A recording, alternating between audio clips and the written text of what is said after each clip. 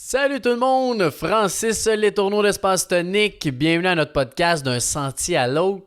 Ce matin, je vais vous partager une petite tranche de vie avec les employés. Ce matin, on a fait une belle méditation. On a pris 4 minutes là, en commençant notre journée à 9 heures. À tous les jours, on a quelque chose qu'on fait. Puis ce matin, on a fait une petite méditation. Puis c'était tellement simple, c'est de prendre 4 minutes, puis c'est une méditation guidée, de voir la lumière à travers ton corps à chaque fois que tu expires puis t'inspires, de voir comment ça rayonne en dedans de toi. Puis juste de prendre ce 4 minutes-là, c'est tellement drôle. Après ça, après le 4 minutes, là, quand ça finit, on se regarde toutes, là, puis on se dit « Ah... » Eh bien. Fait que c'est fou, là, juste de prendre 4 minutes d'un moment de relaxation, d'attente. Puis tout le monde, quand on fait ça, tu le sens un petit peu, tu sais, les gens, ils se lèvent tranquillement, puis là, ils montent les marches, puis là, hop, la journée recommence, mais super bien, parce qu'on a pris le temps. Fait que aujourd'hui, j'ai reçu Méranie Rodriguez, qui vient justement nous parler un petit peu de ça, de prendre le temps, mais surtout de l'équilibre et du bonheur. Puis Méranie, je t'ai volé ton titre sur ton site internet. Donc, c'est une coach en puissance personnelle et médecine de la Terre. Donc, qui est super inspirante comme femme que je connais depuis quelques années comme prof de yoga.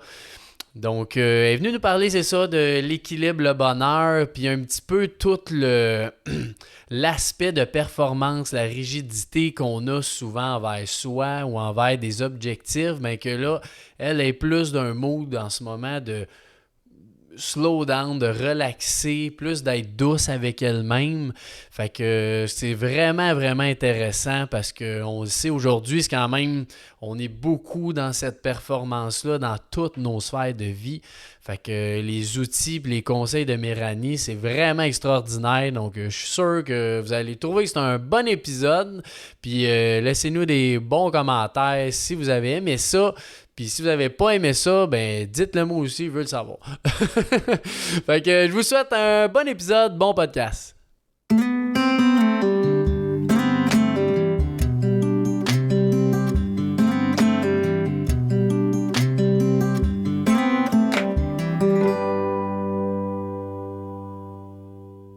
Bonjour ma chère Méranie, comment vas-tu aujourd'hui? Ça va bien, merci. Content de te recevoir aujourd'hui à notre beau podcast, que tu as accepté de venir nous voir, me voir puis de jaser ensemble, ça va être super cool. Fait que aujourd'hui, on va parler un petit peu bonheur, équilibre, le gros du sujet en tout cas va tourner autour de ça. Fait que pour toi, je commencerai juste avant de savoir ton parcours de vie. Méranie, c'est qui Méranie? Oh my God! C'est qui Méranie? Mon parcours de vie, hey, ça c'est une grande question. Ça peut être un peu professionnel, personnel, là, juste qu'on se connaisse un petit peu t'es qui. Ben, en ce moment, je vais commencer par en ce moment, puis je vais reculer. Oh, ça ok, peut être parfait. plus facile. Je suis coach dans le domaine de la conscience et des médecines de la terre ou des médecines naturelles. J'enseigne le yoga. Puis, ce qui m'a menée là, en fait, c'est vraiment... un mois, j'ai été malade à l'âge de 22 ans. Ce qui m'a menée là, c'est aussi de voir des parents qui n'aiment pas leur travail, puis qui, je veux dire, en guillemets, survivent. Là. Il y avait un emploi correct, on manquait de rien nécessairement, mais ils étaient malheureux, profondément malheureux. Puis je pense que ça a vraiment beaucoup forgé mon chemin. Comme, ouais, fait que je pense pas pour rien qu'on parle de bonheur aujourd'hui. Fait que j'ai vu des gens qui... Tu sais, eux, ils n'auraient pas nécessairement, à l'époque, nommé malheureux, mais tu sais, des membres de ma famille sur antidépresseurs qui n'aiment pas leur travail, des dépressions, des... OK, ah ouais, OK. Ouais, puis j'ai vu ça quand même assez tôt, ou des gens qui consomment aussi. Ouais, puis pour éviter d'être malheureux. Fait qu'eux n'auraient pas nécessairement dit qu'ils étaient pas heureux ou malheureux, mais ils n'étaient pas heureux. Ils sont corrects. Oui, c'est ça. Il était correct. Je suis correct. Tu sais, on survit ou... Parce que c'est quelque chose qu'on entend quand même des fois. Ça, c'est correct. Tu sais, ma job est correcte. Mais... C'est ça. Je suis correct ou, écoute, comme on va pas rêver en couleur, là. C'est ça la vie. Là. C'est comme un peu résigné. J'ai vu ça, puis je sais que depuis jeune, je me suis dit, c'est pas ça que je veux. Non, c'est vraiment pas ça que je veux. Je veux pas vivre ça. Je veux pas vivre ça. Ouais. Fait que la recherche du bonheur, puis moi qui ai perdu entre guillemets, perdu la santé. Alors, j'ai 22 ans, j'ai des troubles justement d'anxiété, troubles d'adaptation, problématique thyroïdienne et arthrite. 22 ans. Quand même. Ça a été comme un gros wake-up call. En même temps que tu as ça? En même temps. Mais tu sais, j'ai fait un burn-out, puis j'ai commencé à avoir vraiment des grosses douleurs articulaires. Je pouvais prédire la pluie tellement j'avais mal. Puis je me disais, c'est normal, ma mère avait des rhumatismes, c'est normal que je sois stressée, je fais de l'insomnie, dans ma famille aussi, il y a ça. Puis à un moment donné, j'ai dit, mais t'as 22 ans. Comme, à 50, je sais pas, mais à 22 ans, vas-tu accepter ça? Tu vas-tu faire ça toute la vie? Puis là, quand vraiment j'ai été mise sous le travail pour l'épuisement, j'ai dit, non, là, ça suffit, là, je vais pas vivre des épuisements, des burn-out jusqu'à ma retraite, ça se peut pas. Là. J'ai dit, j'ai pris la traque. J'ai pris la traque que je voulais pas. Qui était quand même le connu. Qui était le connu. Oui, qui était le connu. Puis j'ai cherché à renverser ça. J'ai pris ma santé physique en main, qui a eu un impact sur ma santé mentale, émotionnelle, qui m'a amenée vers la spiritualité. Fait que ça a été comme un grand chemin. Puis à cette époque-là, tu évaluerais ta vie, mettons, sur 100. Là. À combien? Dans ce temps-là. Wow. Comme avec ma vision d'aujourd'hui? Oui, parce que ta vision d'avant, ça devait quand même être bon, entre guillemets. Mais... je me disais, c'est ça la vie, mais je me disais pas que c'était bon. Tu sais, je me disais, sérieux, c'est ça la vie, je sais pas combien de temps je vais faire ça. OK, t'étais pas bien quand même. Non, là-dedans. Mais je pensais que c'était ça. Ouais.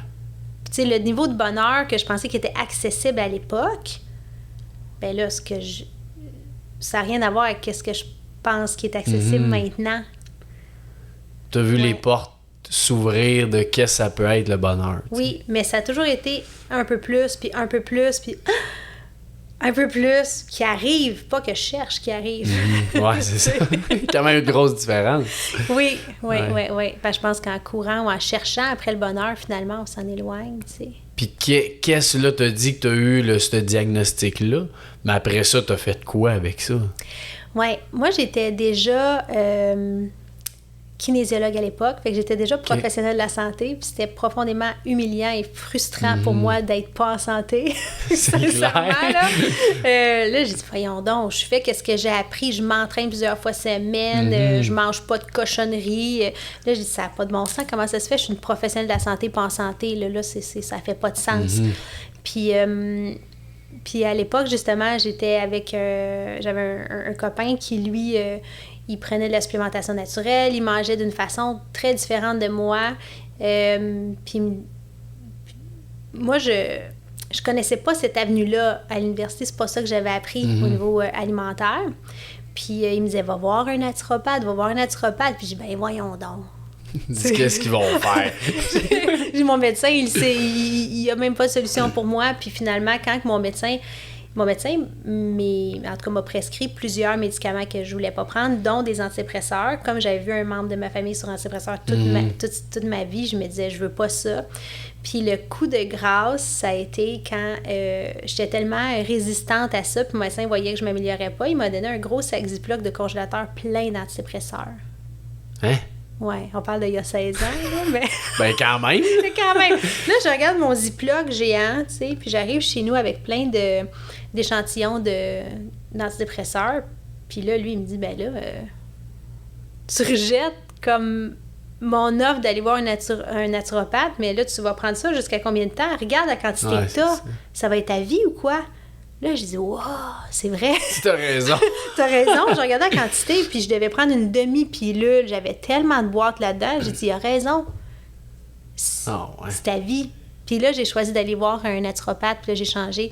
Je mangeais bien dans le sens où je mangeais pas de cochonneries, mais j'ai coupé beaucoup d'aliments qui sont pro-inflammatoires. Puis ça a été le début de ma voie dans le domaine de l'alimentation naturelle. Puis je l'ai faite pour moi. En pas beaucoup de temps, j'ai résorbé l'inflammation au niveau articulaire. J'ai commencé à perdre les douleurs. Ouais. Ouais. Combien de temps? Tu dis pas beaucoup, c'est quoi? Quelques mois. Ah ouais, OK. Ouais. Ah, nice. Ouais. J'avais déjà commencé à avoir des bonnes transformations dans à peu près 1 mois et demi.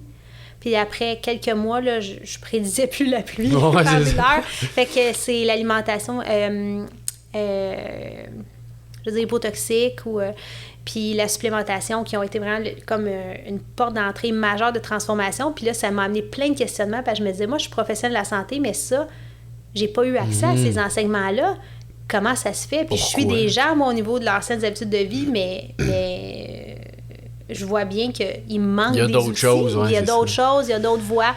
Puis là, ça a été vraiment un grand catalyseur de la suite. C'est ça. Là. Changement dans ta vie, oui, en tout cas. Là. Énorme. Là, je me suis dit, wow! Ça veut dire que quand je pense qu'il n'y a pas d'autres avenues, puis même qu'on me dit, comme des experts me disent qu'il n'y a pas d'autres avenues, ça se peut qu'il y en ait encore. Oui, parce que t'as beau être expert, t'as pas la solution à tout dans la vie, tu sais. Mais des fois, c'est vrai qu'on se tique à se dire, lui, c'est son métier, il me dit que ça se peut pas.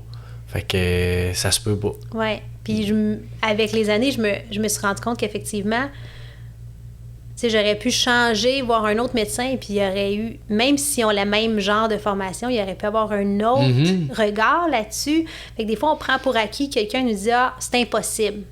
Ou ça va pas le faire, tu peux pas guérir de ça. Moi, on m'a dit l'arthrite mérénée, tu vas jamais guérir, l'hypothyroïdie non plus. En ce moment, j'ai pas de trace de ça du tout dans moi. Ah ouais, encore aujourd'hui? Encore aujourd'hui, j'ai pas de trace de ça. Wow. Mais on m'a dit c'est impossible, mais c'est pas parce qu'une personne ou même 3 personnes disent que c'est impossible qu'il faut se limiter à ça. Je pense que on voulait parler de bonheur, tout ça, mais bonheur, santé, n'importe quoi, je pense que c'est en quelque part, il faut remettre en question ce qui est entendu ou ce qui est dit, puis prendre la pleine responsabilité. Puis je pense que tu es entrepreneur aussi, puis c'est quelque chose qu'on fait souvent, que t'appelles un sous-traitant, puis il dit « Ah, lui, il a sa solution », mais si tu regardes juste sa solution à lui, ça peut être correct, mais si t'appelles d'autres mondes, ils ont toutes d'autres solutions. Oui. Fait que c'est fou de voir ça des fois. Il dit c'est sûr que c'est ça, il n'y en a pas d'autre façon. Mais là, t'appelles quelqu'un d'autre. Ah, ça on l'avait pas vu, cette façon-là. Oui. Fait que même en entreprise, c'est sûr que tu fais ça aussi. Là. Oui. Trouver des nouvelles voies. Oui, c'est cool. Quand on parle à différentes personnes, finalement, ils ont des créativités différentes, puis ils ont des parcours différents, que ça fait que ça ouvre des nouvelles voies, puis après, c'est à nous de voir qu'est-ce qu'on choisit de faire. Là, Puis dans ce temps-là, t'avais-tu développé ton côté un peu plus spirituel ou... Pas beaucoup. Non? Non. Quand j'étais plus jeune, comme enfant, adolescente, c'était plus présent. Après ça, il y a comme une coupure où je me suis complètement refermée, en fait, à la spiritualité. Puis jusqu'à après cet événement, c'est comme, tu sais, là, j'étais dans travail, réussite des études, j'étais beaucoup plus dans quelque chose de très cartésien, puis action, là. Puis après, par exemple, le burn-out, a fallu que j'aille voir plus au niveau psychologique, émotionnel, puis ça a naturellement ouvert comme des questionnements plus grands, là. Ouais. Ah ouais, OK. C'est intéressant. Puis t'as-tu une façon que t'as faite que tu te rappelles d'un outil ou quelque chose que quelqu'un t'a dit qui t'a marqué de ce moment-là? Ou... Oui, c'est par rapport au bonheur. Pour vrai, là, au point où j'étais rendue à l'époque, on me demandait qu'est-ce que j'aimais, puis c'est... Il y a plein de gens, sincèrement, là, en tant que coach, en ce moment, là, je vois beaucoup de gens qui vont me dire « Je sais pas ce que j'aime, je sais plus. T'sais, on est pris des fois dans un tourbillon dans la vie, on a fait des choix par responsabilité, puis là, ça s'accumule, puis à un moment donné, on est sous, en guillemets, le poids des responsabilités, puis on sait plus, on a mis de côté notre bonheur, nos loisirs ou whatever. Fait que si jamais vous ressentez ça, sachez que vous êtes vraiment pas seul. Mais à l'époque, je savais plus ce que j'aimais. Je faisais des choses parce que c'était bon pour la santé ou parce que j'avais appris ça ou parce que c'était important pour ma carrière ou je faisais beaucoup de choses par obligation. Tu sais, le fameux il faut, là, le il faut était vraiment présent. Puis là, quand je suis arrivée en psychologie, puis elle a dit, mais là, tu sais, t'as fait un burn-out parce que tu travaillais vraiment beaucoup, puis que t'as un syndrome de performance, tu sais, tu t'en performance exiges élevée. beaucoup. Ouais. Fait que, elle dit, c'est beau que ça t'a servi, mais qu'est-ce qu'il y a à côté de ça? Elle dit, qu'est-ce que t'aimes? Qu'est-ce que t'aimes pour te reposer ou pour tes loisirs? Puis je sais pas. J'avais aucune idée. Puis elle m'avait fait faire un bol de choses que j'aime, mais vraiment de base. Là. J'ai dit, moi, je peux pas te dire des choses extraordinaires. Là. J'ai pas... Ouais. Ça peut être une barre de chocolat. Ça marche. Boire un café. Ouais, c'est ça, exact. Boire un café, flatter mon chat. C'était très simple, mais je devais en sortir 50. Quand même. Mais c'est pour ça que les choses simples faisaient partie. Ouais, c'est ça. Aller au cinéma, des choses comme ça. Fait que j'avais écrit 50 choses. J'avais mis ça dans un gros bol, genre à poisson, là, poisson rouge. Là. Oh, OK. Tous les jours, parce que justement, j'étais tellement axée sur qu'est-ce qui est à faire et non pas qu'est-ce que j'aime, puis être, puis c'est ça, puis vivre, que tous les jours, j'avais pigé un papier. Puis faire ce qui est dessus ou, si ça me tentait pas, puis j'ai un autre. Ah, t'avais le droit. Ben oui, parce que c'est ça l'affaire, parce que, tu sais, c'est pas parce que tu piges aller au cinéma que t'es obligé de faire ça, fait que c'est de voir, ça me tente dessus. C'est toutes des choses que j'aime, mais ça m'a fait réaliser que c'est des choses que j'aime, mais c'est pas parce que j'aime ça que maintenant, j'ai envie de faire ça aussi. Ben oui, c'est clair, il y a des journées que ça va te tenter d'y aller au cinéma, puis il y a des journées que ça te tentera pas, même si t'aimes ça fondamentalement. C'est ça, puis des fois, moi, j'étais tellement rigide là, que même dans mon agenda, il était écrit, mettons, mon temps pour moi, c'était pas de temps pour moi, là. Il était pas vide, là. Il y avait un carré écrit entraînement musculaire, un carré écrit entraînement cardiovasculaire, un carré voir des amis. Tu sais, tout était tellement rigide. Fait que là, ça m'a sorti un peu de ça petit à petit. Ben dans le fond, c'est de te pratiquer à lâcher prise sur des choses que, comme tu disais, il faut que tu fasses. Oui, c'est ça. Moins s'imposer. Parce qu'il y a toujours des choses à faire dans la vie. T'sais. Puis on le voit en entreprise, c'est la même chose. T'sais. La liste est grosse. Si tu te mets à penser, il faut tout que tu fasses. C'est l'enfer. Là, comme parent aussi. Ouais, comme parent aussi. Et tout pourrait être un petit peu mieux. Là. Mais si tu te mets à penser à ça et dire il faut que je fasse ça pour que ça soit un peu plus, ça devient tellement lourd vite, là. Vite, là. C'est... Ah ben, impressionnant. Puis aujourd'hui, tu te sens-tu encore comme ça de temps en temps dans ta rigidité? Ou... Non, mais... Parce que c'est une belle chose, avoir cette rigueur-là que t'as. Tu sais, je te connais, c'est ça, comme personne. Je sais un peu ce que tu me parles là. Je sais que t'es une fille qui va faire ce qu'elle dit, qui va faire ce qu'elle... Tu sais, ses objectifs, tout ça. Mais d'un côté, je sais pas trop comment le dire, du lâcher-prise dans tout ça, tu sais. Ouais, c'est sûr que, tu sais... C'est tout une question perceptuelle dans le sens où, pour moi, je me sens plus dans ça parce que je prévois les grandes lignes, puis même business, là. Quelqu'un viendrait à côté de moi voir comment je travaille, il dirait, coudonc, c'est free for all. C'est pas free for all. Je sais les grandes lignes, mais c'est très sujet à transformation ou à modification, au changement d'angle. J'y vais vraiment par élan. OK. Fait que c'est beaucoup moins rigide, mais c'est sûr qu'il y a des valeurs qui sont encore tellement présentes, comme la santé. Pour moi, je suis vraiment moins rigide qu'avant, mais pour quelqu'un d'autre, je pourrais être assez rigide dans le sens où, tu sais, j'ai gardé une alimentation qui est hypotoxique, fait que la plupart du temps, ben, je mange pas de gluten, je bois pas de produits laitiers, je cultive la majorité de mes aliments, je mange bio, tu sais, pour certains, c'est comme, oh my God, c'est rigide, mais comparativement à avant, c'est hyper souple parce que... Mais je pense que c'est toi qui le sais si c'est rigide ou non. C'est pas l'autre personne. T'sais, si pour toi, ça te fait du bien de manger comme ça puis cultiver tes trucs, c'est pas quelque chose de rigide pour toi. T'sais. Exactement. Puis c'est là que l'équilibre, ça devient quelque chose de vraiment subjectif, dans le sens où mon équilibre n'est pas nécessairement ton équilibre, puis mon équilibre d'aujourd'hui n'a rien à voir avec avant. Non. Mais avant, je n'étais pas dans l'équilibre. Puis comment je le sais? C'est parce que j'étais malheureuse dedans. Ouais. C'était vraiment, là, c'était imposé, ça me créait du stress. Si jamais je faisais un écart alimentaire ou si je faisais pas ce que j'avais dit par rapport à ma business, puis là, il était rendu, je sais pas quelle heure, là, j'allais pas arrêter, moi, là, fallait que ça soit fait pour que le lendemain, je parte où j'avais prévu partir. Là, maintenant, c'est beaucoup moins prévu, il y a des grandes lignes. Si c'est pas fini, ça sera fait une autre fois, c'est par priorité, puis... Ouais. Puis le sentiment à l'intérieur est très différent parce que pour moi, c'est pas... je m'empêche pas de manger des choses. Je choisis de prioriser certains aliments. Fait que le feeling intérieur est très différent. Puis je pense que c'est là qu'on le sait si on est en équilibre ou si c'est bon pour soi ou pas. Parce que la culpabilité embarque quand on est trop rigide.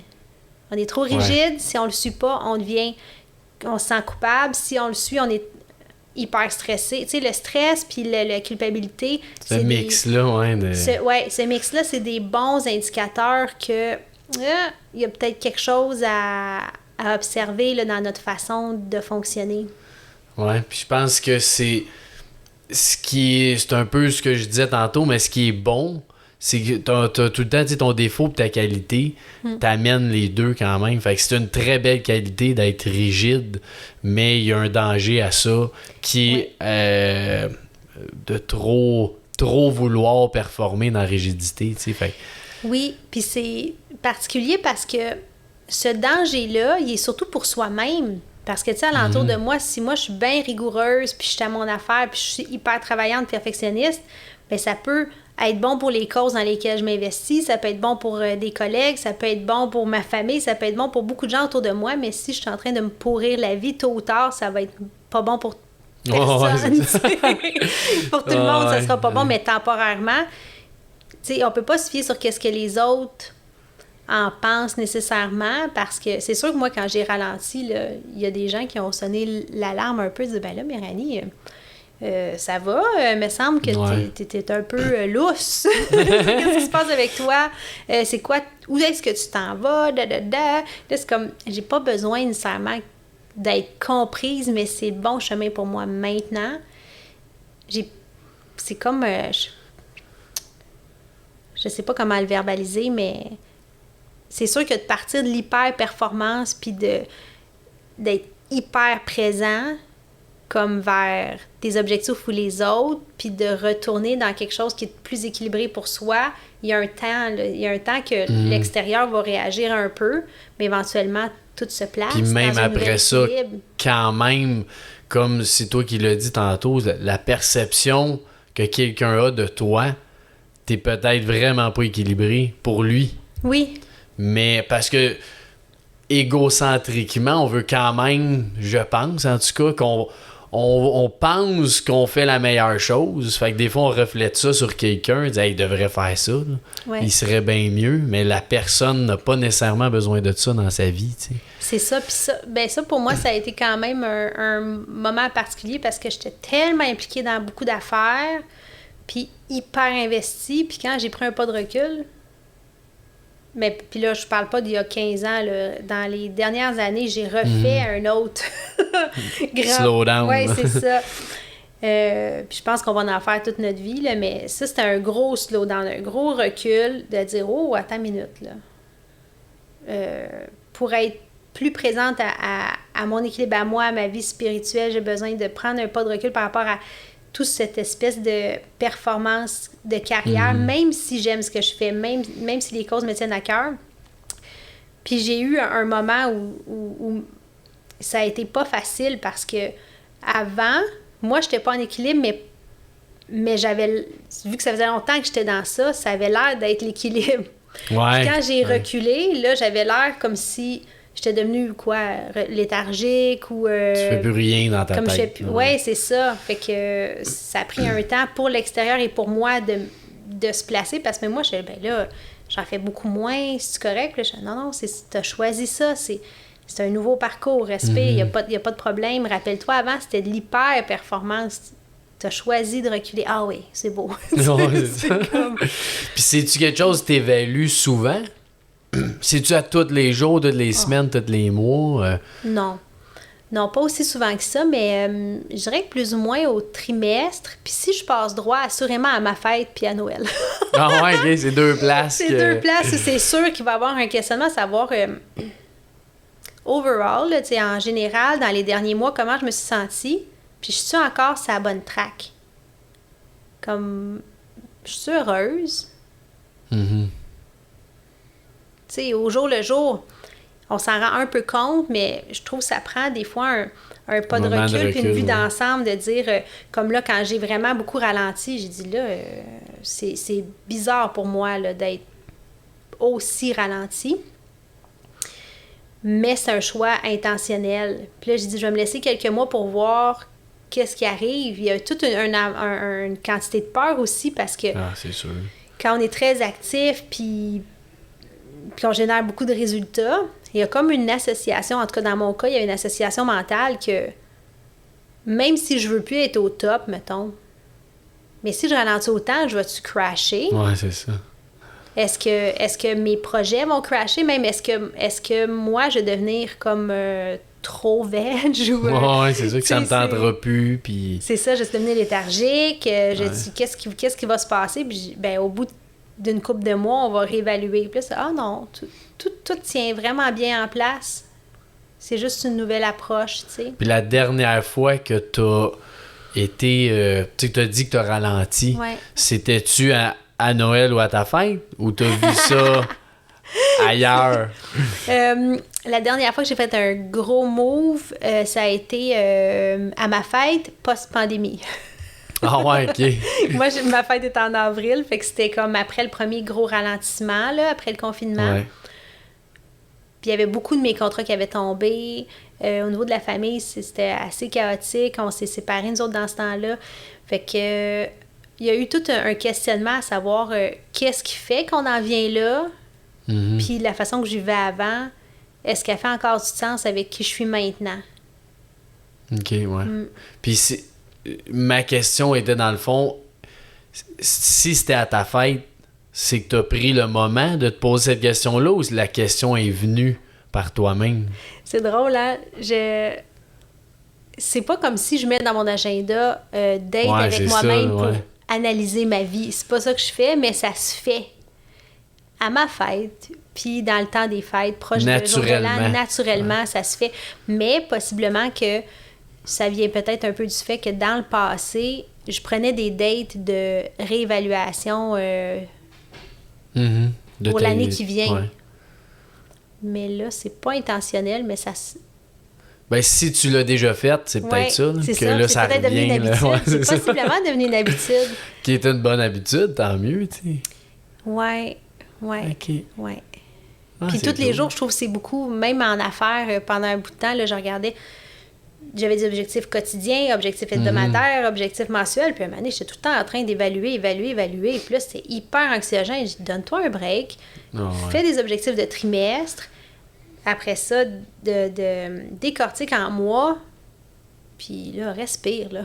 On va évaluer au bout du trimestre, là, tu sais, si vraiment on s'en va dans le mur, on va s'en rendre compte, c'est pas grave. Déjà au trimestre, c'est bon. Tu sais, on va s'en rendre compte même un peu avant, on va dire, là, on n'avance pas vers l'objectif de trimestre, là, mais c'est pas tous les jours, puis toutes les... En tout cas, moi, ça me c'est facile de se mettre une grosse pression avec ça, tu sais. Oui, puis ça crée des résultats, mais à quel prix? Moi, c'est ce que je me suis rendu compte, c'était... Finalement, le prix était trop cher à payer. Ouais, c'est ça. Pour moi. Puis c'est quand même je dirais pas un combat interne, mais tu sais, quelque chose qui est tout le temps dur à évaluer, ça. De se dire, j'ai un objectif autant en entreprise que soit c'est des amis, un couple, n'importe quoi. De dire ton objectif, puis après ça, bon là, je m'en vais vers mon objectif, mais j'en fais-tu trop, tu sais, pour l'atteindre? C'est-tu trop pour moi ou je le fais parce que j'aime ça, tu sais? Fait que je sais pas, toi, tu vas, tu sais, là, je viens d'avoir un exemple, mettons, je veux faire une formation de coaching avec... ça, c'est un programme de Tony Robbins. T'as 100 heures de coaching à faire. Puis t'as 6 mois que tu fais 2 heures de classe par semaine, mettons. Puis là, c'est quelque chose que j'aimerais vraiment faire. Mais là, je me questionne en ce moment, là, à se dire, j'aimerais vraiment ça, mais ça va me prendre 2-4 heures par semaine de placer ça, tu sais. Fait que si je veux atteindre cet objectif-là, je suis obligé de prendre ce temps-là. Ouais. Mais comment tu verrais ça, toi, est-ce que je mets toute l'énergie pour faire l'objectif ou c'est-tu trop pour moi, ça? Quand j'ai des questions comme ça, parce que, tu sais, quand il y a des grands élans, ben on a le choix de sauter direct dedans, mais quand il y a un questionnement, parce que j'entends, il y a un doute, parce que il y a une conscience que c'est engageant, puis ça va prendre la place de d'autres choses qui est important. Moi, je vois ça comme on a à peu près 5 grandes valeurs ou priorités du moment. Bien, habituellement, c'est pas mal les mêmes qui durent tout le temps, là, mais mettons, là, t'as eu un bébé, c'est un peu différent. Maintenant, il y a bébé famille, tu sais, il y a une nouvelle catégorie. Une nouvelle étape. Ouais. Fait que je regarde mes 5 grandes priorités, puis je me dis, admettons que c'est justement ma contribution par ma carrière. Bon, le coaching peut faire partie de ça, ma famille, mon couple, ma spiritualité, bon, ma santé physique. Fait que mettons qu'on dit que c'est les 5 grandes valeurs. Puis là, ben celui-là, ben ça rentre dans les 5 grandes valeurs ou priorités, parfait. Mais là, admettons que je fais 2 fois 8 heures de plus par semaine, puis ça, c'est quelque chose qui va me demander pas mal, là, tu sais. Je me dis en ce moment, comment se portent mes autres priorités? Puis c'est sûr que si j'ai 2 de mes priorités autres qui sont un peu fragiles, puis qui demandent beaucoup de mon attention, je risque de me dire, on va attendre. Mais si les 4 autres ou 3 sur le lot sont assez solides, ben je me dis pourquoi pas. Comme par exemple, ben ma famille est super importante, mais pendant certains objectifs d'affaires que j'avais ou d'objectifs spirituels, ben là, je mettais beaucoup plus de temps dans ma formation ou dans ma présence dans ces projets-là. Ma famille, c'était comme statu quo. Ben, mon père est tombé malade, puis il a commencé de la chimio. Ben c'est sûr que là, moi, ça là, ça prend de la présence. Oui, c'est sûr. Fait que là, j'ai dit, ben si mon père est malade, il a besoin de moi pour aller à la chimio, je sais pas qu'est-ce qui va se passer avec lui, c'est une récidive, ben là, je dis, ben sais-tu, ça devient une, tu sais, ça reste tout le temps, mettons, les 5 priorités, mais celle-là vient de monter beaucoup, là. Ouais, fait que c'est sûr que les autres vont descendre. Fait que les autres, c'est comme un dimmer. Ouais, c'est ça. Les autres sont encore là, mais ils vont être un peu sur le cruise control pendant un temps parce que ça prend de la place. Fait que ma business va être encore là, ma contribution va être encore là, ma vie spirituelle va être encore là, ma santé physique aussi, mais ça se peut que je me donne pas d'objectif de santé physique ou de business précis autre que de maintenir le cap pendant que je m'investis là-dedans. Dans ton autre sphère, oui. Ouais. Ah, c'est intéressant de le voir comme ça. Fait que je me dis, qu'est-ce qui va en payer le prix? Puis là, je dis, ben non, là... Mais non, là, en ce moment, là, ça, c'est trop instable. Puis je peux pas. Ouais. Tu sais, je vais remettre à plus tard. Puis quand t'as le temps, quand tu vois que t'es plus fort, si on veut, dans tes sphères, ben là, tu peux en mettre plus ailleurs. Oui, c'est ça. C'est ben là, ben, la santé physique va bien, mettons, la spiritualité va bien, la carrière va bien, la famille va bien. Ben là, pourquoi pas? On est mûr. Okay. On est mûr pour un autre défi, tu sais. Pourquoi pas? Fait que là, je peux faire un nouveau défi de santé physique. Peut-être là, j'ai le goût de m'investir un peu dans le jeûne, c'est correct, mais des fois, j'ai pas l'énergie de faire ce genre de choses. Oui, c'est ça, OK. Puis au début, tu as parlé de la médecine de la Terre. Tu peux-tu nous en parler un petit peu de ça? Oui. Ce qui rentre dans la médecine de la Terre, c'est les médecines naturelles, comme par exemple, tantôt je parlais d'alimentation hypotoxique. Ça en fait partie. L'alimentation naturelle, la supplémentation, les herbages, les plantes médicinales. Puis c'est-tu fait pour guérir ou c'est des trucs pour prévenir? Ou les deux. Ouais. dans un monde idéal, on serait toujours en prévention. Ouais. Tu sais, si on prenait vraiment soin de soi avec justement ce que la Terre nous offre, puis la vie nous offre, parce que, tu sais, il y a la Terre, il y a l'humain, tu sais, si on avait des relations significatives, du temps pour soi, tu sais, du temps de loisir, on allait en nature, on mangeait juste des choses pures, ben là, je dis pas qu'on mourrait jamais, mais on aurait beaucoup moins de problématiques de santé, puis beaucoup moins tôt. L'idéal, c'est de la prévention. Évidemment, ben, des fois, on contracte des problématiques de santé, exemple comme l'arthrite que j'ai eue.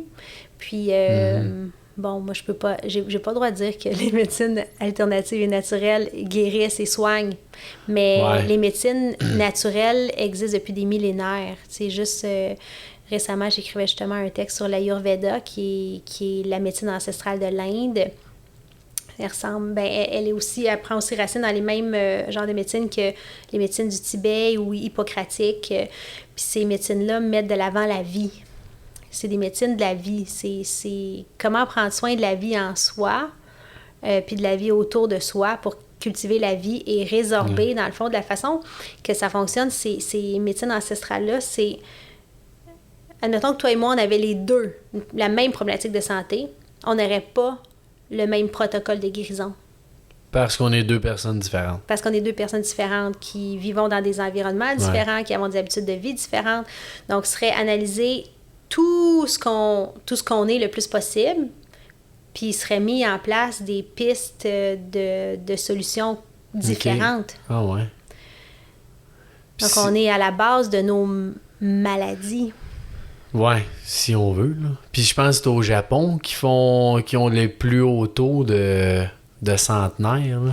C'est un peu ça qu'ils font, là. Ouais, c'est ça. Ouais. C'est qu'ils sont toujours actifs toute leur vie, tu sais. Les centenaires, je pense qu'ils ont encore des projets, puis ils cultivent la terre, puis ils font plein de trucs, tu sais. Il y a beaucoup de pays qui ont beaucoup de centenaires, comme en Inde aussi, là, des grands et vieux yogis, là. C'est lieux où il y a plusieurs centenaires et plus. C'est des lieux qui ont compris que la santé physique n'était pas juste le reflet du physique. Fait que oui, les habitudes de vie, l'alimentation, l'hydratation, le sommeil, c'est super important, là. Manger sainement, mais c'est des peuples qui ont compris que qu'est-ce qu'on contracte au niveau émotionnel a des impacts sur le corps physique. La façon dont on pense a des impacts sur le corps physique. Et donc, si on veut vraiment rétablir la santé, on ne peut pas juste s'adresser au corps physique. Oui, parce que c'est sûr que tu dois connaître Joe Dispenza, là. Mais tu sais, t'as tellement d'histoires là-dedans que c'est impossible, là, que ça arrive. Puis les docteurs, puis il y a plein de monde qui disent que ça se peut pas, mais ça arrive... C'est pas un miracle, là. C'est qu'ils prennent action d'une autre façon que ce qu'on connaît aujourd'hui. Global, en fait. Exact, ça, c'est des médecines tellement vieilles. Il y a un documentaire qui s'appelle Heal, comme guérir, Heal Documentary. Puis justement, c'est plein de gens qui sont atteints de problématiques graves de santé, là, comme cancer, phase terminale, là. Puis ils sont suivis par... des chercheurs, des médecins, mais aussi des professionnels de santé alternative dans leur guérison, fait qu'ils prennent pas nécessairement, dans ce documentaire-là, ils prennent pas de médicaments synthétiques, des médicaments de synthèse, mais on travaille sur rétablir une alimentation vraiment naturelle, les herbages, la supplémentation, la pensée, la guérison des blessures émotionnelles. Ils sont dans des lieux hyper contrôlés. Puis justement, il y a des chercheurs qui étaient hyper résistants, puis on les voit dans le documentaire qui disent « ben voyons donc ». Puis ils disaient il y avait à peu près 70 traits qui revenaient souvent, mais 9 choses que tous ceux qui avaient réussi à guérir sans médicaments de synthèse avaient en commun, puis c'était justement une forte raison de vivre. Ils avaient changé l'alimentation pour une alimentation naturelle, ils prenaient des herbages, des suppléments, ils avaient guéri des vieux traumas émotionnels, il y avait une pratique spirituelle. Puis la majorité, en fait, des 9 traits, là, je ne me rappelle pas par cœur c'est quoi les 9, mais dans le fond, il n'y en avait que 2 qui étaient d'ordre physique. Les 7 autres étaient d'ordre spirituel émotionnel. et mentale. Ouais. C'est fou, hein? C'est débile, ça. Fait que là, on se dit, ben si on contracte quelque chose au niveau physique puis on s'attaque juste au physique, on passe à côté de quelque chose. Mm-hmm. Ouais, ben, très intéressant. Puis, côté bonheur et spiritualité, t'es dans quoi, là, en ce moment, là-dedans? Je suis dans quoi? Grosse question, là. Je suis dans quoi? Tu sais, niveau spirituel, Méranie est où, là, aujourd'hui? Je sais pas quoi dire au niveau spirituel, mais c'est sûr que la spiritualité prend une grande place dans ma vie. Quand je suis arrivée ici, moi, ça fait 7 ans que je suis revenue sur la Rive-Sud. Puis j'avais ma business plus de supplémentation en ligne. Puis il est arrivé un temps où j'ai un grand appel, vraiment un grand appel intérieur de recommencer à enseigner le yoga. Moi, j'avais enseigné le yoga depuis 2001, mais j'avais pris une pause. Puis c'était comme, il faut vraiment que tu retournes au yoga. Je dis, OK. Puis là, j'ai décidé de reprendre une formation professorale, même si je l'avais fait une dans le passé. Puis c'est une formation beaucoup plus axée justement sur les racines ancestrales du yoga. OK. Puis, toute la profondeur du contrôle de l'esprit, toute la profondeur spirituelle, les techniques de respiration, le corps énergétique, tu sais, c'est vraiment plus profond. Bien, le vrai yoga, en fait. Ouais, c'est le yoga ça. complet. Puis j'ai repris une formation dans ça. Puis depuis ce temps-là, je plonge de plus en plus profondément dans ce qu'est le yoga. Le yoga, c'est si on veut juste le traduire textuellement, c'est l'union du corps et de l'esprit. OK. C'est ça que ça veut dire. C'est ça que ça veut dire, c'est union du corps et de l'esprit, mais en bout de ligne, c'est l'union avec tout, finalement. C'est une voie de réalisation de soi, mais pas réalisation de soi genre performance, accomplissement, là. Ouais. Faut pas tomber là-dedans. Non, c'est comme apprendre à être en contact avec son corps physique, mais pas juste l'habiter.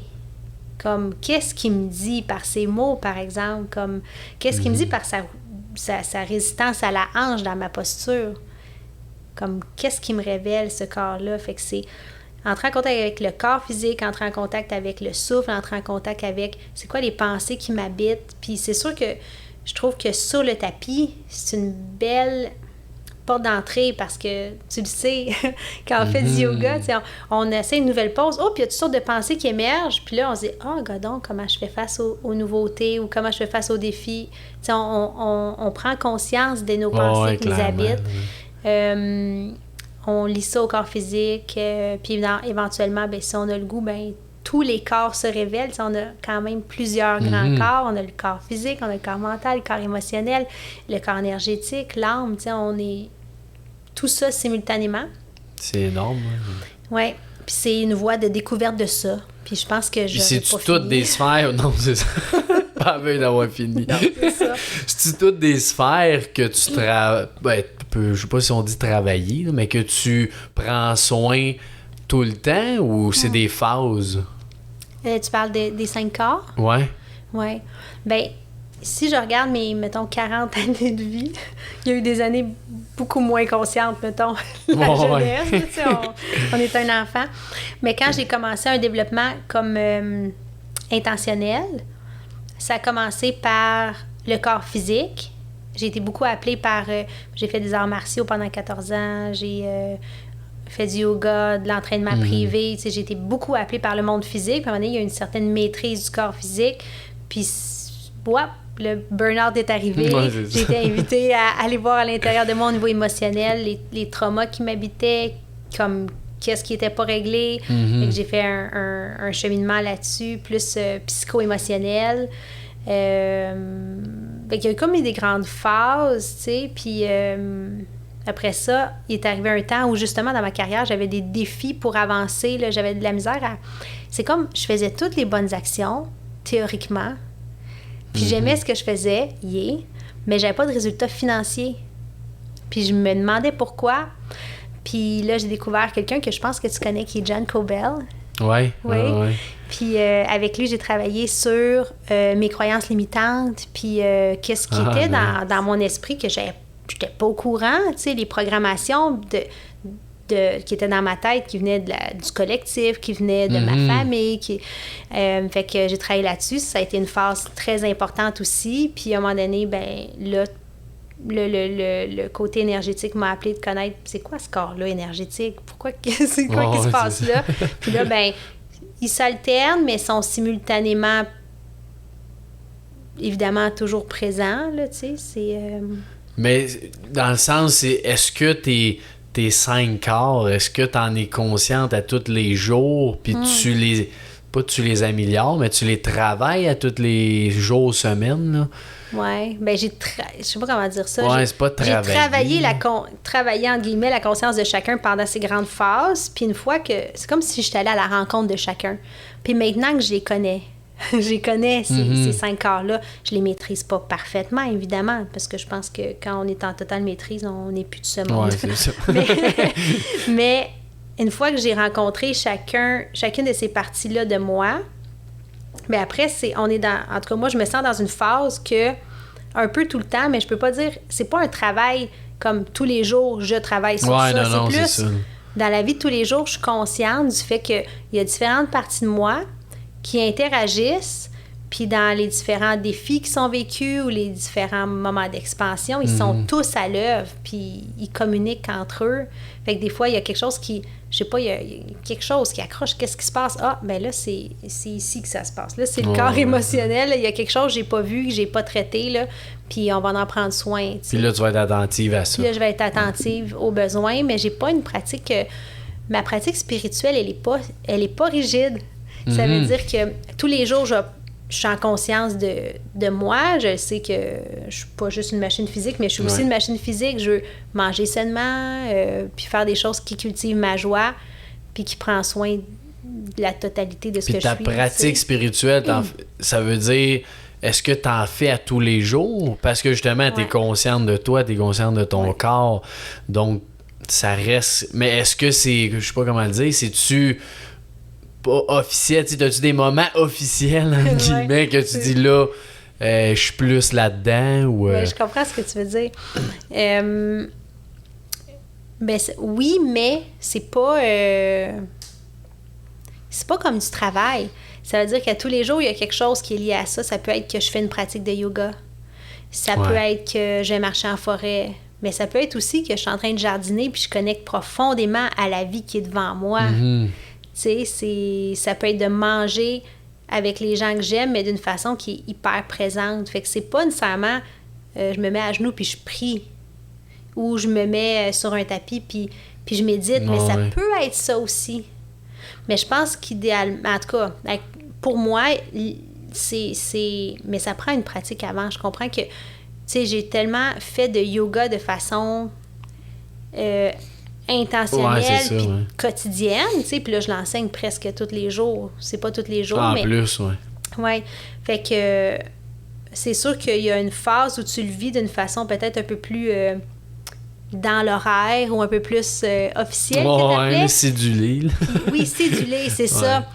Pour éventuellement, possiblement vivre ça à l'extérieur du tapis ou du coussin de méditation puis se dire, ben écoute, là, en ce moment, je suis en train de me chicaner avec mon chum ou je comprends pas je comprends pas qu'est-ce qui se passe avec telle personne, mais c'est un moment parfait pour être dans notre spiritualité, de dire, OK, attends, je vais être à l'écoute, qu'est-ce qui se passe en moi, comment je peux accueillir ça. Je pense que c'est ça le but, c'est d'être capable de le vivre un peu comme tu le fais tout le temps.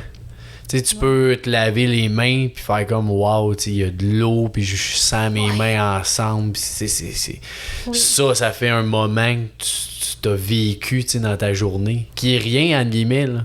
Ce moment-là, il est rien. Puis il est tout à la fois. Il est tout, exact. Puis ça me fait penser, c'est une de mes grandes professeurs qui s'appelle Sylvie Tremblay qui disait justement le samadhi, qui est comme l'état de pleine béatitude, là.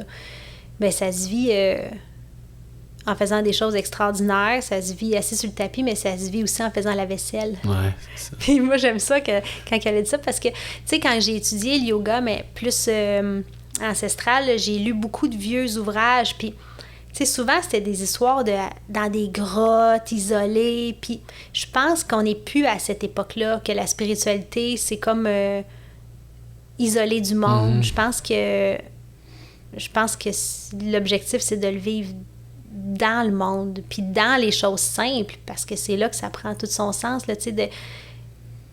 Ben oui, parce que tu veux pas de la spiritualité, tu peux le vivre toujours quand tu la vis comme ça, mais ça te prend des moments précis de 1 heure ou que tu as besoin d'un coussin ou quoi que ce soit, c'est bien plus dur de le faire souvent. Oui. Parce que t'as pas ces moments-là dans la vie, tu sais, t'es pas tout le temps, en tout cas. Ouais. Fait que finalement, c'est juste la conscience, puis la pleine présence, puis l'émerveillement pour la vie, puis ça se fait comme en jasant ensemble. Ben oui. Ça se fait en jasant ensemble, ça se fait en mangeant, tu sais. Et on peut bouffer, là, puis juste remplir le ventre, ou on peut, comme manger en conscience, ça goûte tellement meilleur. Ben c'est clair. Ça, c'est quoi que j'ai encore de la misère à faire. Manger lentement, j'ai bien de la misère. Je sais pas pourquoi. Je le sais en plus, tu sais. Mais tu dis quelque chose de tellement précieux parce que la majorité des choses qu'on partage depuis tantôt, on le sait. Naturellement, on le sait. Dans notre tête, on le sait. Mais c'est l'appliquer. Puis je pense que c'est ça le défi de l'existence. D'appliquer ce qu'on sait. C'est d'appliquer ce qu'on sait. Ben c'est sûr, c'est toujours plus facile tu sais, le connaître l'information que le faire. Là. Ça, c'est... Mais les bénéfices viennent quand on le fait. Mm-hmm. Puis tantôt, tu parlais de Tony Robbins, puis je me rappelle que dans une de ses conférences, il parlait de la satisfaction. Puis qu'il disait il y a une grande différence entre le succès et la satisfaction. Puis on est dans un monde de performance puis de succès. Puis il parlait justement de Robin Williams, qui, tu sais... il y a succès. Succès fois 1000, tu sais, c'est acteur émérite. Il dit c'est donné comme objectif d'être meilleur acteur dans des comédies, il le fait. Meilleur acteur dans des drames, il le fait. Il y avait une famille qui l'aime, une femme qui l'aime. Il a voulu être producteur, il a réussi à être un producteur émérite. Il donnait beaucoup à la communauté, tu sais. Mais il dit il y a eu un succès extraordinaire, mais pas la satisfaction. Mais je pense que le succès, jusqu'à un certain point, peut venir du faire, mais la satisfaction peut pas venir de là. Non, c'est impossible. Puis n'importe quoi que tu vas faire, je pense aussi que si t'es pas satisfait là, tu seras pas plus dans 1 an. En ayant plus. En ayant ayant plus réussi. C'est comme la satisfaction, c'est une histoire de présence puis de conscience. Mm-hmm. Penses-tu qu'on peut être heureux dès maintenant, n'importe qui? Ben moi, je pense que oui. Ouais. Mais ça prend un switch mental. Ça prend... C'est comme... ça prend un changement de mentalité. Mais tu peux-tu changer ta mentalité si t'as pas atteint un... Tu sais, comme toi, t'as un déclencheur, c'est comme un burn-out, quelque chose, qui t'a déclenché ça. Mais penses-tu que c'est possible de le changer? Oui. Ouais? Je pense que c'est possible, mais c'est sûr que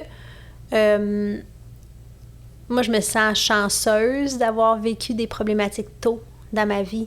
Parce que l'humain a tendance à pas changer s'il n'est pas obligé. Ou s'il n'y a pas un désir ardent de changement. Mais s'il y a un désir qui est là, mais qu'il n'y a pas encore de grand drame, why not? C'est sûr qu'on peut changer la façon de voir, on peut travailler sur notre esprit. Puis idéalement, clairement, c'est là, avant qu'il soit pas trop tard, mais qu'il soit plus tard. Oui, ça revient à ce qu'on parlait au niveau de la santé physique, c'est de la prévention. Exact. On peut commencer à être conscient, là, on médite, puis on écoute ce qui se passe dans notre tête, puis on va dire « Wow! » Il s'en passe des affaires. Mm-hmm. Je ne savais pas que je pensais tout ça. C'est déjà ça. Déjà de s'arrêter 3-4 minutes, puis de respirer, puis d'être là, d'essayer d'être là. Au début, ça va être ça. Ça va être j'essaie d'être là. Puis là, on va entendre les épiceries, on va penser ailleurs, qu'est-ce que l'autre a dit, on va penser à ce qui est à faire, puis on dit oh, OK. Puis à force de cultiver ça, tu sais, c'est quelques minutes. Ça peut être quotidien, ça peut être autre chose, là. Puis là, on se rend compte qu'il y a de plus en plus d'espace qui se crée dans les pensées, puis qu'on peut être beaucoup plus présent à ce qui est là, aujourd'hui. Oui. Puis t'as-tu justement un outil ou une piste de réflexion aux gens, c'est par rapport au bonheur, l'équilibre de vie?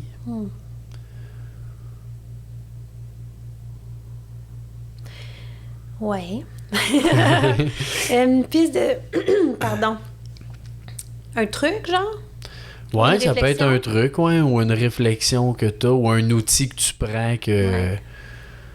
Ouais. Un outil, c'est vraiment l'arrêt. On est tellement tout le temps en mouvement. Puis quand on n'est pas en mouvement, ben on ouvre des plateformes... Nos cellulaires. Oui, c'est ça, pour que l'esprit soit en mouvement. Puis je pense qu'une des choses les plus précieuses que je pourrais partager, c'est de prendre un temps d'arrêt, mais sans la stimulation. Ça me ramène à 17 ou 18 ans, j'ai fait ma première retraite de silence. N'est pas faite encore, là, ça. Combien de temps? C'était 3 jours. 3 jours, OK. Puis je savais pas trop dans quoi je m'embarquais. Moi, je faisais un voyage avec les autres personnes du groupe, là, tu sais. T'étais avec eux, là. Tu suivais. Je suivais. Puis finalement, la première journée, c'était l'enfer. Puis là, il faut se dire que j'avais 18 ans, fait que ça fait quand même une vingtaine d'années. Un peu plus que 20 ans. Ça veut dire que, tu sais, moi, j'avais pas de cellulaire, là. Fait que je me dis, aujourd'hui, là, le défi est de taille pour les gens qui sont tout le temps sur les réseaux sociaux, là. Mais j'avais pas le droit de lire, je pouvais pas m'entraîner. On fait juste rester en silence, marcher. Puis de temps en temps, il y avait des rencontres, là, mais pour échanger le trop-plein, pardon. Ouais, c'est ça. Puis c'est pas mal tout ce qu'on faisait. Il y avait pas des histoires de faire du yoga, faire ci, faire ça. Non, faire rien. Être. On mangeait, tu sais. Puis on se levait tôt. C'est des journées de quoi? 10 heures? On se levait vers 5 heures. On couchait sur place, évidemment. On se levait vers 5 heures, puis on se couchait vers 10 heures. OK, quand Mais même. à pas parler à personne. Puis quand on croisait les gens, on se regardait à peine. La première journée, j'ai trouvé ça profondément souffrant. Puis à un moment donné, je me suis mis à pleurer. J'ai pleuré. Le deuxième jour, c'est comme tolérable. Puis le troisième, j'étais dans une paix. Comme difficile à décrire. Ouais. Puis on n'est tellement pas habitué de prendre des temps d'arrêt où il n'y a pas de musique, il n'y a pas de lecture, il n'y a pas personne comme en contact avec soi, juste le vide. Mais dans ce vide-là, je pense qu'il y a pas mal toutes les réponses. C'est quand tu dis de prendre ce temps-là d'arrêt, c'est-tu vraiment juste tu t'arrêtes puis t'essaies de faire passer tes pensées ou même pas? Tu fais juste arrêter? Tu t'arrêtes. C'est drôle parce que maintenant, j'aime méditer, mais dans le passé, je détestais ça parce que je pensais que ça voulait dire penser à rien. Ouais, c'est dur. Fait que là, je m'arrêtais. Puis là, j'étais là. Je pensais tellement pressée de penser à rien. Puis j'essayais de pousser mes pensées, mais dans le fond, c'est vraiment exigeant de faire ça parce que l'humain a à peu près plus qu'une pensée par seconde. Là. Ouais, c'est genre 60 000 par jour, là, de quoi de même. C'est comme, je pense que c'était 70 pensées ou un peu plus Ouais, par minute. Là, tu sais. C'est dur de les enlever, là. Oui, mais ce qu'on peut faire, c'est juste être présent aux pensées, par exemple. Puis à force d'être présent aux pensées, puis juste d'être un observateur, pas s'accrocher aux pensées. C'est une pensée arrive, c'est comme « Ah, je pense à ça, OK, c'est intéressant. Bon, je laisse aller. » Tu sais, c'est comme, au lieu de rentrer dans la pensée puis de l'amplifier, éventuellement, il y a de l'espace qui se crée entre les pensées. Juste ça, d'essayer d'être présent. Puis si c'est déjà trop, parce que ça se peut que ça soit trop, parce que le silence, c'est très inconfortable, ben observer le souffle, ça peut être une belle façon. On ferme les yeux, puis on observe le souffle. Là, on se concentre sur l'inspiration et l'expiration. Ça, c'est faire quand même quelque chose, on s'entend, là. Ouais, parce que t'es concentré, veux pas. Oui, mais ça peut être une façon plus accessible au début que d'observer les pensées, parce que... Ouais, des fois, dépendamment de la personne, qu'il soit habitué ou non, mais des fois, c'est vrai que ça peut être très inconfortable de juste être dans le silence. Là, c'est ça qu'il faut aujourd'hui. On a tout un téléphone, on a tout de quoi qui est tellement facile à prendre. Tu sais, c'est de quoi aujourd'hui que je fais souvent, maintenant je vais au garage, des affaires de même, que tout le monde est sur son sel, tu sais, mais souvent, je vais juste être assis. Pour dire, j'ai quasiment l'air bizarre, tu sais, d'être assis, puis j'attends. Je fais rien. Ouais. Mais aujourd'hui, on dirait que c'est bizarre de faire ça. Puis je veux le prendre, mon sel, mais je me dis comme, non, prends-le pas, tu sais. Ouais, mais il y a de quoi d'inconfortable à faire ça, fait que c'est spécial, pareil, tu sais. Oui, on est rendu tellement hyper stimulé. Mais là, quand on arrête la stimulation, c'est là qu'on peut entrer en contact avec soi.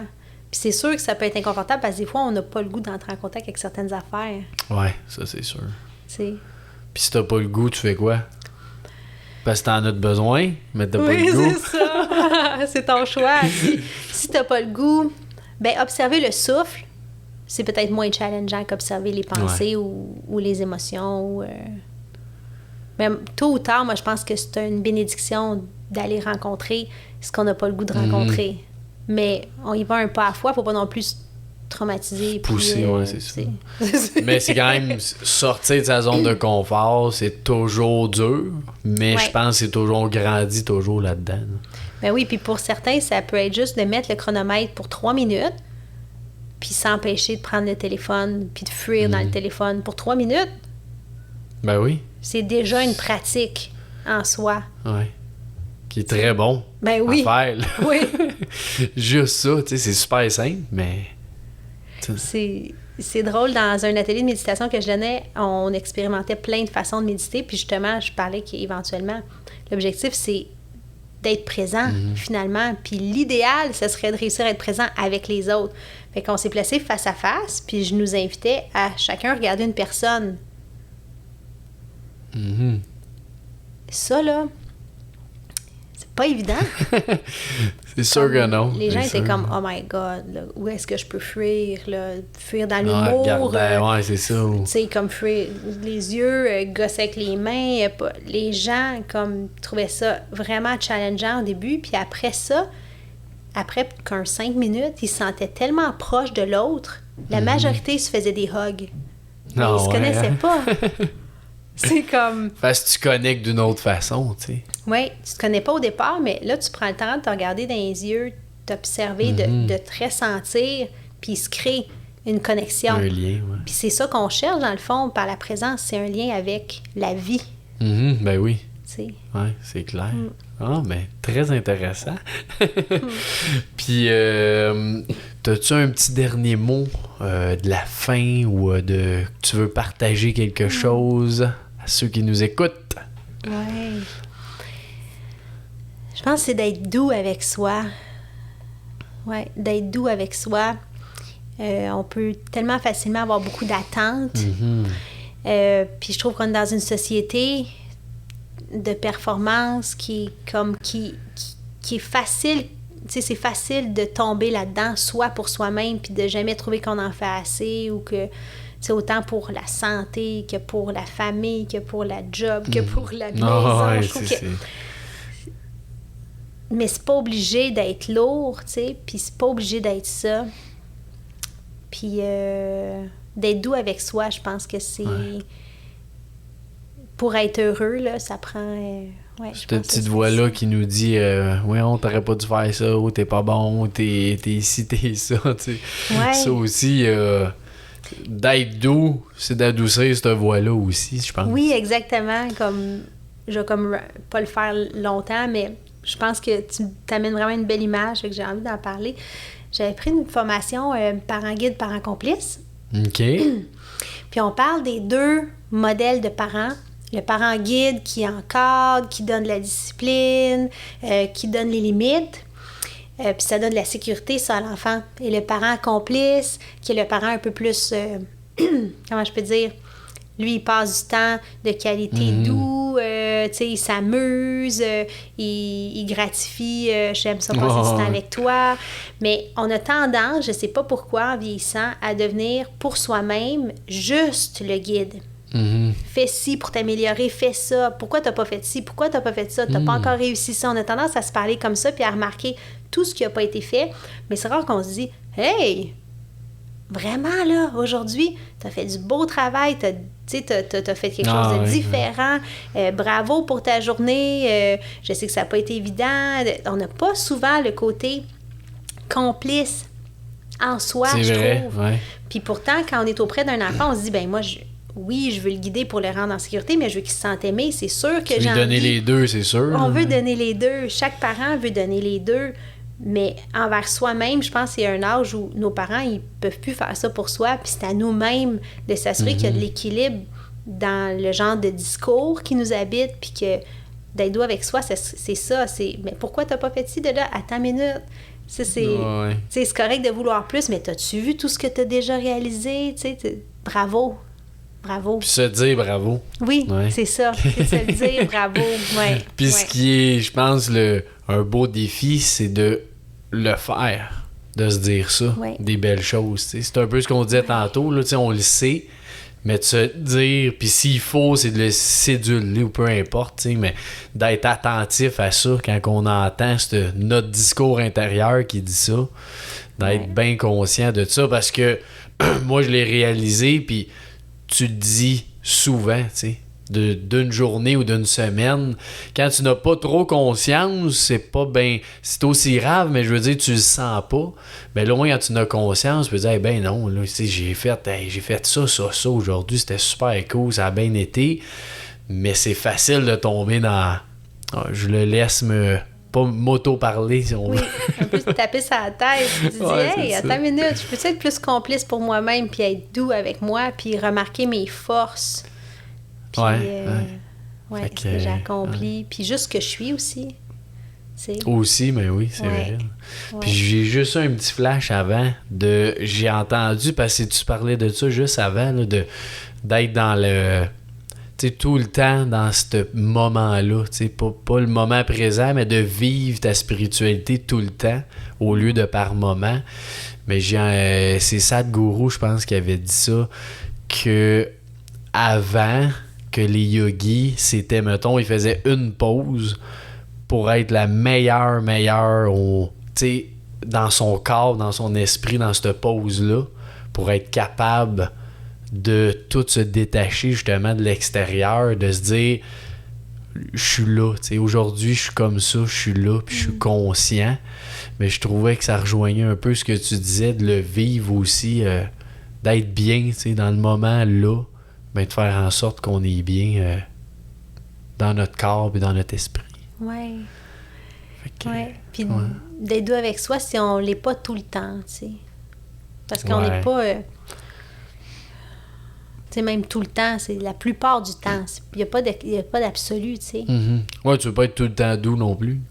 Dans le sens pas plus réaliste. Ce que je veux dire, c'est d'être tout le temps présent ou tout le temps dans la spiritualité. Tout le temps, ça veut dire... la plupart du temps. Ouais. Comme l'équilibre, c'est pas l'équilibre parfait, c'est un peu à droite, un peu à gauche, relativement au centre. Ouais. Parce que l'équilibre n'existe pas, en guillemets. Tu peux pas être en plein milieu. Comme la perfection n'existe pas. C'est comme la plupart du temps, ou plutôt au centre. Ouais. D'être réaliste avec soi-même. Ouais, c'est vrai. Puis pour finir, ici où qu'on peut te rejoindre, ma chère Méranie? Oui, les gens peuvent me joindre ou être en contact avec moi sur Facebook, facebook.com/Méranie Coach. J'imagine que tu vas... on va l'écrire. Tu vas l'écrire, ça va être plus facile parce que mon prénom, ça va comment l'écrire. Fait que Méranie Coach, c'est là que je suis la plus présente. J'ai aussi le podcast Imparfaite et Heureuse. Qui est très cool en passant. Ah, merci! Ben oui, j'ai écouté une couple d'épisodes, puis c'était super cool. Merci. Des fois, il y a des gens qui viennent, des fois, c'est des réflexions simplement. Puis c'est en toute simplicité. Très inspirant, en tout cas. Merci. Fait qu'on peut te revoir là aussi. T'es sur toutes les plateformes? Je suis sur... pour le podcast? Oui, pour le podcast. Oui, Apple Podcast, Spotify, Anchor, Google Podcast. Non, sont cool. Tout ça.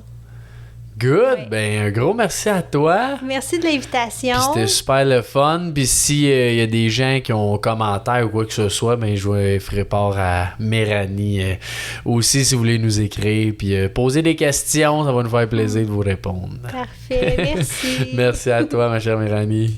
Bye bye.